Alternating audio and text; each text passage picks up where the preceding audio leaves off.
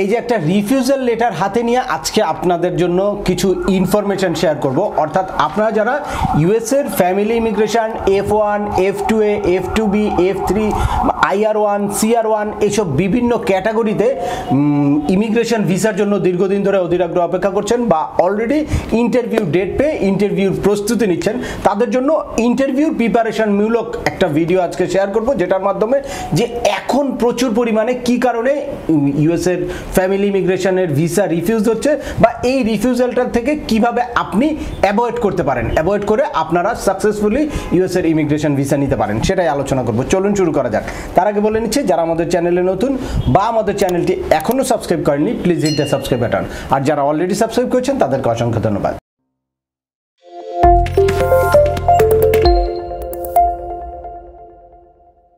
আপনাদের সাথে আছি আমি সিএম আমিনুল বাহার। আমাদের এই চ্যানেলে ইউএস এর ফ্যামিলি ইমিগ্রেশনের একদম শুরু থেকে I-130 কিভাবে আপনি সাবমিট করবেন সেটা থেকে একদম ইন্টারভিউ প্রিপারেশন পর্যন্ত ডিটেলস স্টেপ বাই স্টেপ আলোচনা করা আছে। অ্যাট দ্য সেম টাইম কিভাবে আপনার ইমিগ্রেশন ভিসার কেসটাকে এক্সপার্টাইট করতে পারেন, কি কারণে আপনার কেসটা বাতিল হতে পারে বা আপনার চাইল্ডের এইজ আউটটাকে কিভাবে আপনি অ্যাভয়েড করতে পারেন, সেই সাথে ইন্টারভিউ প্রিপারেশনমূলক বেশ কিছু ভিডিও আছে। আপনারা যারা যেই টপিকসে ইন্টারেস্টেড দয়া করে সেই রিলেটেড সকল ভিডিওগুলো দেখবেন। তারপরেও ছোটখাটো কোনো প্রশ্ন থাকলে ভিডিওর নিচে কমেন্টস করবেন। আর কেউ যদি একান্ত কোনো ব্যক্তিগত পরামর্শ নিতে চান বা আমার কাছ থেকে কোনো সার্ভিস নিতে চান, তাহলে ডিসক্রিপশনে থাকা হোয়াটসঅ্যাপ নাম্বারে অ্যাপয়েন্টমেন্ট বুক করে সরাসরি যোগাযোগ করতে পারেন। অ্যাট দ্য সেম টাইম আমাদেরকে ইমেল করতে পারেন এবং আমাদের ফেসবুক পেজটি ফলো করে সবসময় আমাদের সাথে যুক্ত থাকতে পারেন।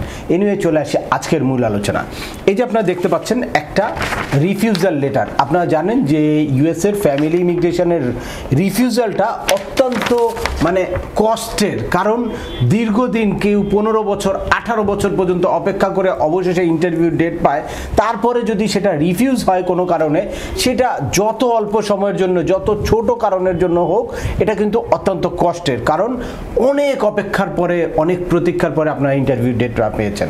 আর যদি কোনো কারণে আপনারা কোশ্চেন ইয়ার পান, তাহলে এটা তো একদম হতাশার একটা কারণ। সে কারণে আপনাদের এখন কি করতে হবে, এই মুহূর্তে প্রচুর পরিমাণে কিন্তু ইন্টারভিউ ডেট দিচ্ছে, ইন্টারভিউ নিচ্ছে, অন্যান্য যে কোনো সময়ের তুলনায় ইউএস এমবাসি ঢাকার উপরে এক্সট্রা একটা প্রেশার আছে। দ্যাটস ওয়াই তারা কোনো জায়গায় কোনো কনফিউজড হলে তারা সাথে সাথে রিফিউজ করে দেয়। আগে যেটা আলাপ আলোচনার মধ্যে দিয়ে শেষ করতো, একটু বেশি সময় নিত ইন্টারভিউর জন্য, কিন্তু এখন বেশি সময় নেওয়ার সুযোগ নাই। তারা অনেক প্রেশারে আছে, তারা বিভিন্ন ফ্রাইডেতেও ডিউটি করছে এবং ফ্রাইডেকে সুপার ফ্রাইডে করে তারপর সেখানে এক্সট্রা করে ইন্টারভিউ ডেট নিচ্ছে। তারা এই যে হিউজ একটা ব্যাকলগ আছে, এই ব্যাকলগটা কমাতে চাচ্ছে। আপনারা জানেন যে যারা 2020-তে ডিকিউ হয়েছে তারা স্টিল নাও কিন্তু ওয়েট করছে ইন্টারভিউ ডেটের জন্য। দ্যাটস ওয়াই এরপরে 21, 22, 23 লং একটা ব্যাকলগ তৈরি হয়েছে। তো ইউএস এমবাসি ঢাকার যেই কনসুলাররা ইন্টারভিউ নেয়, তারা কিন্তু খুব দ্রুত সময়ে ইন্টারভিউটা শেষ করতে চায়। এ কারণে কি হয়, যদি কোনো জায়গায় কোনো কনফিউশন হয়, তখন তারা কিন্তু একটা কোশ্চেনিয়ার দিয়ে দেয় অথবা এরকম একটা রিফিউজাল দিয়ে দেয়। তো সে কারণে আপনাদের ইন্টারভিউর প্রিপারেশনটা এখন অনেক বেশি রাখতে হবে আগের যে কোনো সময়ের তুলনায়।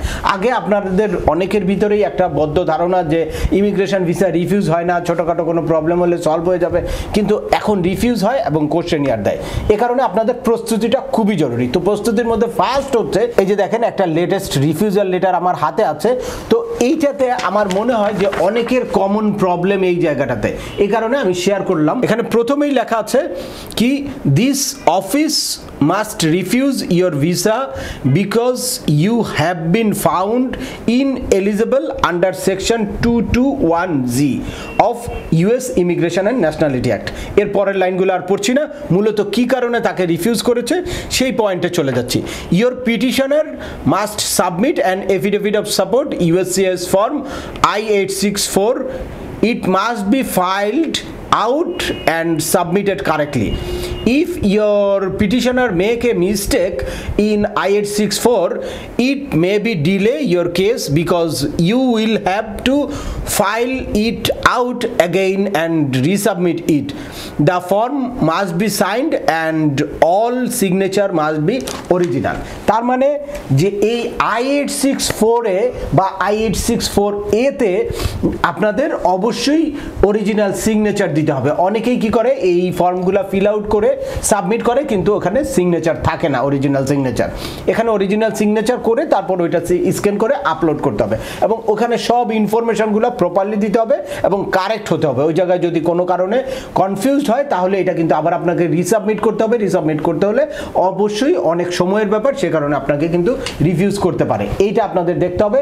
At the same time financial যত ডকুমেন্ট আছে, অর্থাৎ ওই ট্যাক্স শিডিউল, ট্যাক্স ট্রান্সক্রিপ্ট, তারপরে W2, তার যে মানে সোর্স অফ ইনকাম, সেই জিনিসগুলো ক্লিয়ার করার জন্য এই রিলেটেড ডকুমেন্টগুলো লাস্ট 3 ইয়ার্সের, যখনই আপনি ইন্টারভিউ ডেটটা পাবেন তখন লাস্ট 3 ইয়ার্সের এই ডকুমেন্টগুলো অবশ্যই কেসে কিন্তু আপলোড করতে হবে। এটা হয় ওখান থেকে করুক বা এখান থেকে আপনি করেন বা বাংলাদেশের কারো সাপোর্ট নেন, যেভাবেই হোক এই ডকুমেন্টগুলো অবশ্যই আপনার আপলোড করা থাকতে হবে। এটা আপনাকে অবশ্যই কেয়ারফুলি খেয়াল করতে হবে। যদি এই জিনিসগুলো আপলোড করা না থাকে তাহলে মাস্ট আপনাকে রিভিউজ করবে ওই জিনিসগুলো আবার পুনরায় দেওয়ার জন্য। এরপরে লিখেছে, we return your passport because your visa application was refused when you have completed the action request in this letter, resubmit your passport along with all other requested document. কি কারণে তার রিফিউজটা করেছে? আরেকটা কারণ, the consular officer is not convinced of the relationship claimed between the petitioner and beneficiary. তো আপনাকে কি করতে হবে, অ্যাজ এ বেনিফিশিয়ারি আপনার পিটিশনারের সাথে রিলেশনটা অবশ্যই প্রুভ করতে হবে। এক্ষেত্রে মানে F4 ক্যাটাগরির থেকে F1, F2A, F2B বা F3 ক্যাটাগরিতে রিলেশনশিপ নিয়ে তারা অনেক বেশি ডাউট থাকে বা অনেক বেশি ক্লিয়ার হতে চায়। তো এই রিলেশনশিপ প্রুফটা কিভাবে করবেন? অবশ্যই আপনাদের কিছু ডকুমেন্ট এডিশনাল নিতে হবে। নর্মালি আপনি সিভিল ডকুমেন্ট যেই জিনিসগুলো কেসে আপলোড করলেন সেই ডকুমেন্টগুলোর সব অরিজিনাল কপিতে অবশ্যই নেবেন। পাশাপাশি আপনাকে কি করতে হবে, যে রিলেশনশিপ প্রুফের জন্য এডিশনাল কিছু, লাইক আপনার হাজব্যান্ড অ্যাপ্লাই করেছে, তো হাজব্যান্ডের সাথে যে আপনার কন্টিনিউয়াস একটা রিলেশন, সেই জিনিসটা প্রুফ করার জন্য আপনি কিছু চ্যাটিং হিস্ট্রি নিতে পারেন। তারপরে কি লাস্ট আপনার হাজব্যান্ড কবে দেশে এসেছে তার ওই এয়ার টিকিটটার কপিটা সাথে রাখতে পারেন। এরপর সে আপনাকে যে কোনো রেমিটেন্স পাঠিয়েছে ওইটার এভিডেন্সটা আপনি সাথে রাখতে পারেন। আর যত পাস্ট হিস্ট্রি মানে যত পুরানো ছবি আপনি সাথে রাখতে পারবেন তত স্ট্রং হয় আপনাদের রিলেশনশিপ প্রুফের ক্ষেত্রে। তো এই জিনিসগুলো খেয়াল করতে হবে। ইদানিংকালে আমার কাছে এরকম কিছু রিফিউজাল এসেছে যে তাদের এই কোনো ডকুমেন্টই নাই, অর্থাৎ সে দেশে আসে নাই, তারপরে চ্যাটিং হিস্ট্রি হয়তো অন্য কারো ফোনে কথা বলেছে বা কি হয় কোনো টাকা পয়সা সরাসরি পাঠায় নাই। তো সেই কারণে আপনাদের যাদের আসলে পিটিশনাররা বাংলাদেশে কোনো বেনিফিশিয়ারির জন্য অ্যাপ্লিকেশন করে, অনেক ক্ষেত্রে দেখা যায় মা বাবার ক্ষেত্রে এই সমস্যাটা অনেক বেশি হয়, কারণ মা বাবা একটু এইজেড থাকে, তারা ডিজিটাল প্ল্যাটফর্মগুলোতে অ্যাক্টিভ না। দ্যাটস ওয়াই কি হয় যে তাদের সাথে অন্য ভাই বোন কারো মাধ্যমে কথা বলেছে, তখন কিন্তু এই চ্যাটিং হিস্ট্রি বা কন্ট্যাক্ট হিস্ট্রিটা প্রুফ করা ডিফিকাল্ট হয়। অ্যাট দ্য সেম টাইম সেও অনেকদিন ধরে দেশে আসে নাই, সেজন্য কোনো টিকিট নাই। এরপরে আবার কি কোনো রেমিটেন্স ডিরেক্টলি বাবা মার নামে পাঠায় নাই। আর এখানে ওই এয়ার টিকিটটা শুধুমাত্র এয়ার টিকিট দিলেই হবে না, এই এয়ার টিকিটের পেমেন্টটা আপনি কিভাবে করেছেন ওই প্রুফটাও লাগবে। অর্থাৎ পিটিশনার যেই টিকিট কেটে বাংলাদেশে এসেছে ওটা যদি ক্রেডিট কার্ডের মাধ্যমে পেমেন্ট করে থাকে তাহলে ক্রেডিট কার্ডের একটা স্টেটমেন্ট দিতে হবে। অ্যাট দ্য সেম টাইম যদি সে ক্যাশে করে থাকে তাহলে তার যেই ব্যাংক থেকে ওই টাকাটা উইথড্র করেছে ব্যাংকের স্টেটমেন্টের মধ্যে ওই রিফ্লেকশনটা তার থাকতে হবে। তো এভাবে আপনাকে প্রুফ করতে হবে। আর ছবি যেইগুলো দিবেন ছবিগুলোর প্রত্যেকটার মধ্যেই লেবেলটা কিন্তু খুবই ইম্পর্ট্যান্ট। আপনি নিচে যে কোন ডেটের ছবিটা সেটা একটু দিয়ে দিবেন, তাহলে ভিসা অফিসারের বুঝতে সুবিধা হবে যে মানে গ্রাজুয়ালি রিলেশনটা কোন জায়গায় আসছে, মানে বা ফটো আপনার যদি 10টা ছবি থাকে তাহলে কোন ছবিটা কত সালের, বা গ্রাজুয়ালি আপনাদের ফেসিয়াল এক্সপ্রেশন চেঞ্জ হয়েছে কীরকম দুইজনেরই, এই জিনিসগুলো কিন্তু খুব ইজিলি ভিসা অফিসার বুঝতে পারবে। এই জন্য আপনাদের কি করতে হবে, একটু কষ্ট করে এই হিস্ট্রিগুলো আগে থেকেই তৈরি করতে হবে।